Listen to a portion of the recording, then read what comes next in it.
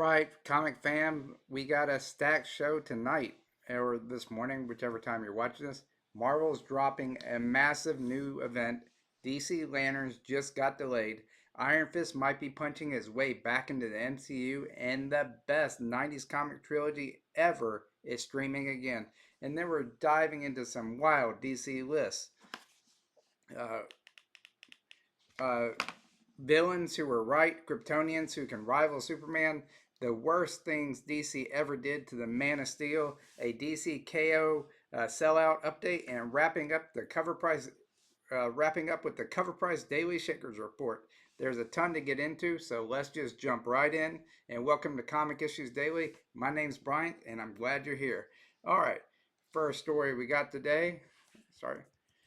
We got from Rich Johnson over at Bleeding Cool, broke some big news. Chip Zdarsky just unveiled Marvel's next huge crossover event. It's called Armageddon at Lucca Comics and Games in Italy. Rich joked that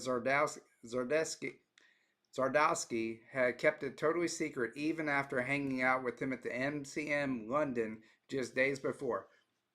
Armageddon is hitting shelves in June of 2026 and is being compared to Avengers Disassembled in how much it'll shake things up. Zdarsky's working with artist Valero Schist. Sorry about that. My apologies. I am terrible with names sometimes. And the seeds are being planted right now in their Captain America run. The books already brought back S.H.I.E.L.D. and reintroduced the Red Hulk, and now it's leading right into this event.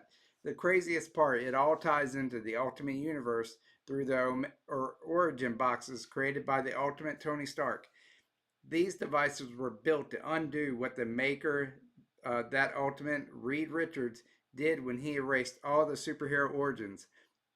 Miles Morales has the last remaining boxes and is bringing them into Earth 616, setting off the chaos that leads into Armageddon.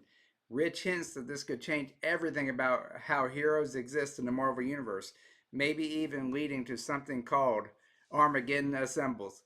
It's going to be a wild summer for Marvel fans. If you're hyped for the next big Marvel shakeup, type assembled in the chat right now. And speaking of major universe changes, let's head over to DC for an update on the Lanterns. Uh, Josh Williams, wow, sorry. Josh Wildwing from comicbookmovie.com reports that Lanterns, the new DCU series, is being pushed back much later into 2026 than fans expected. Originally, everyone thought it would drop earlier this year or in the year, but sources say is now moving to the second half of 2026. The reasons make sense, though DC Studios doesn't want to. The reasons make sense though. DC Studio doesn't want to overlap it with the Supergirl movie hitting theaters in June. That film's part of the Superman saga leading directly into Man of Tomorrow in 2027, and The Lanterns is meant to fill that gap between them. Um, the series itself sounds awesome. A buddy cop story following Jon Stewart and Hal Jordan as they investigate a dark mystery on Earth. Aaron Pierre is playing Stewart, and Kyle Chandler is set to play Hal Jordan. I mean, it's already been casted. Showrunner Chris Mundy describes Stewart as a Marine sniper and architect, focused yet creative, and says Pierre captures that balance perfectly. James Gunn even teased that the show could set up a DCU's next big villain, possibly the Center. So, sure, it's delayed, but it sounds like they're taking the time to get it right. I hope so. I mean, that's the worst thing about comic book movies is they get it wrong. Are you okay waiting if it means the show's amazing? Smash that like button and tell me which lantern you're most excited to see in the comments. I know most of y'all are looking forward to seeing Guy Gardner again. But while DC is getting ready to launch, Marvel might be bringing back a familiar martial artist. Uh, Kyle Klisman over at comicbookmovie.com spotted something that has Marvel fans buzzing.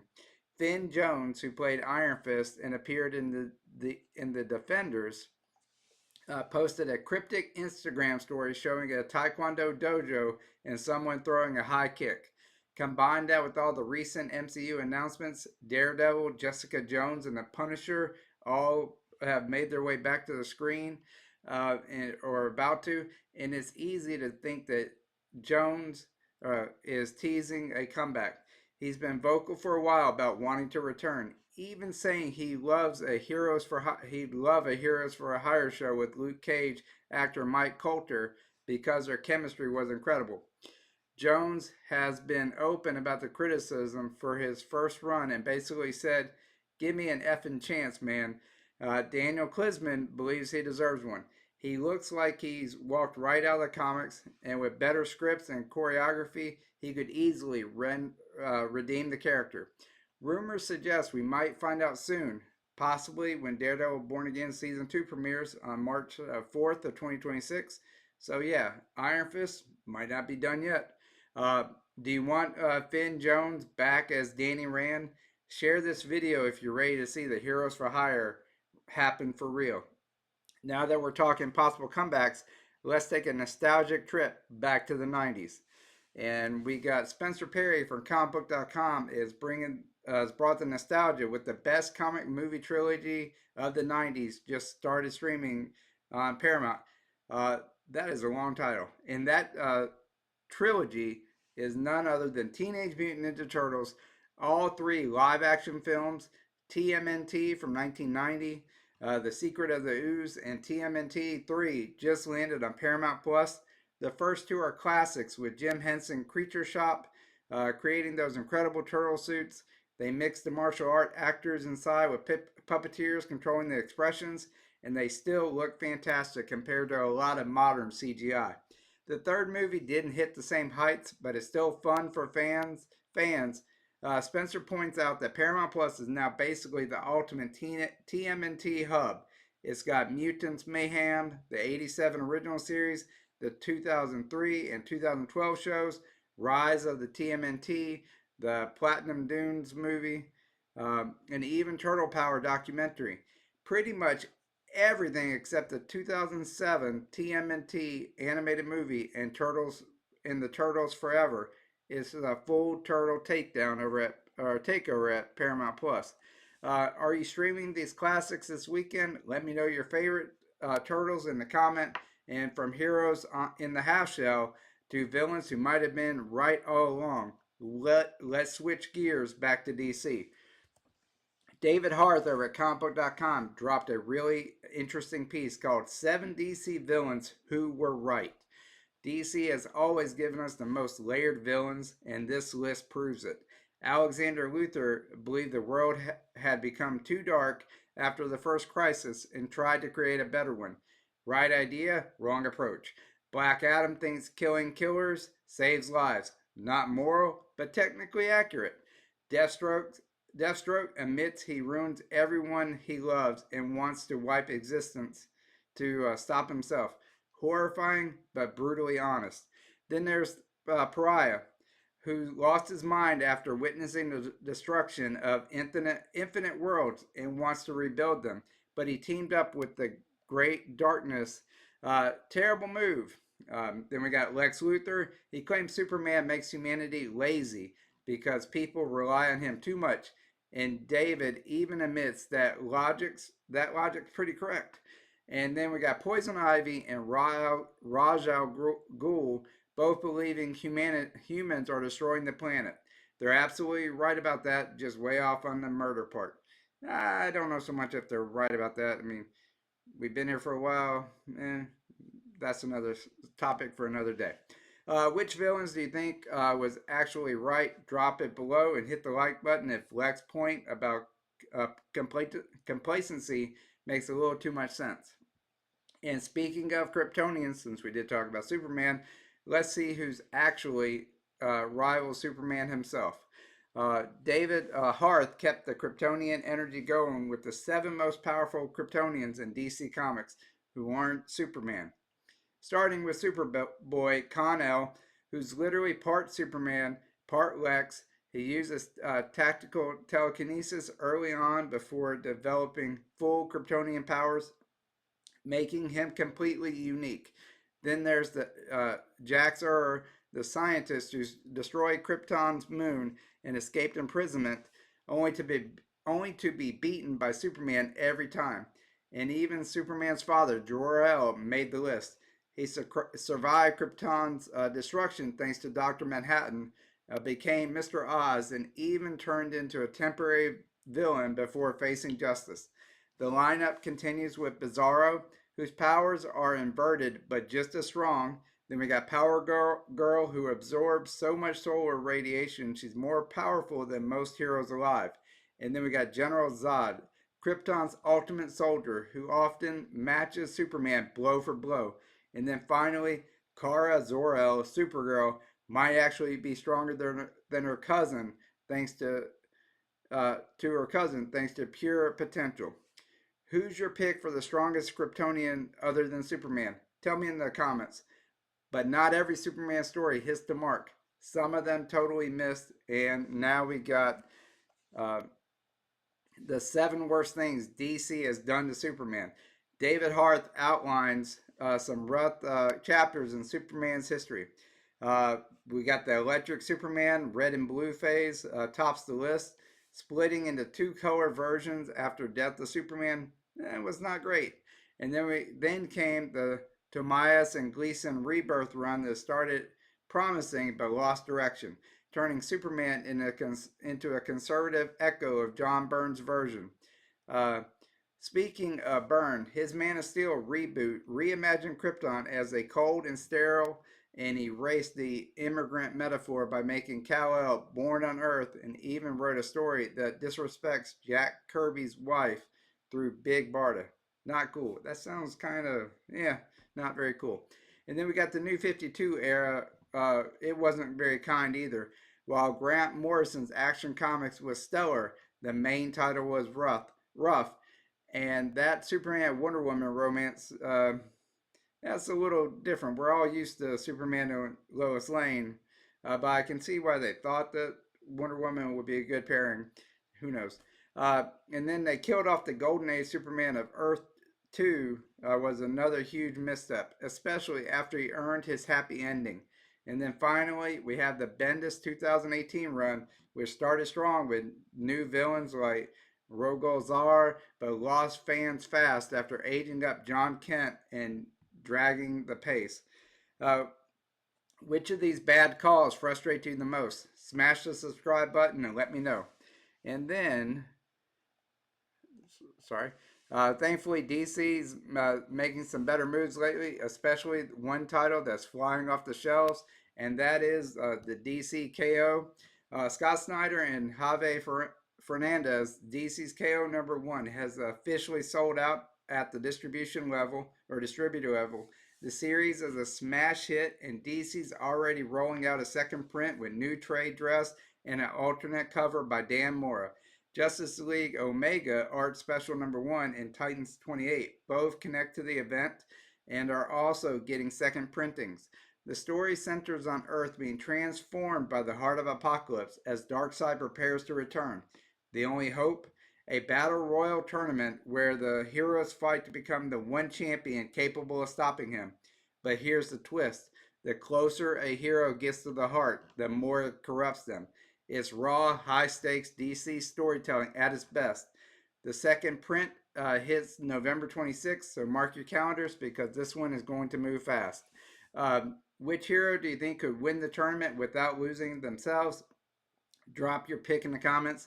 And spoiler, it's not Batman, as far as I know so far. And now let's wrap up with the shakers, what's shaking the collector's market. All right, the first one we got is right there on the screen. Shaker time. Leading the pack is Misterios del Gato Negro, #21. Sorry, you can read the title up there on the screen. It's a little harder to say. From 1954, and a CGC 7.0 came in at $9,600, and that's pretty hot. And it wasn't alone. We got some Golden Age fire with Human Torch, Volume 1, Issue #5, from 1941 in a CGC 7.0, sold for $5,650. And then we got a Wild Oddity and Cuantos de Brujas, Number 37, this is the Error Blank Interior book from 1954 in a CGC 3.5, so for $5,520. And then rounding out the spooky and vintage heat, we got started. Sorry about that. I must have missed one. I guess I missed one. Sorry. But the one that would come after this would be Startling Terror Tales #1 from 1954 in a CDC 6.0, sold for $1,680. And then we got